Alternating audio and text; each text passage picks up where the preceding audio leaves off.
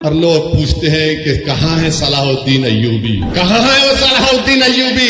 अरे तुम अपनी औलाद की क्या तरबियत कर रहे हो? कहाँ से सलाहुद्दीन पैदा होगा जब बाप अपनी औलाद के सामने अपनी माँ की बेइज्जती करेगा? कहाँ से सलाहुद्दीन आएगा जब बेटे के सामने औलाद के सामने अपनी बीवी से गलत बर्ताव करते हो? कहाँ से सलाहुद्दीन आएगा जब नौजवान गुनाह करते हैं, जिना करते हैं? कहाँ से सलाहुद्दीन आएगा?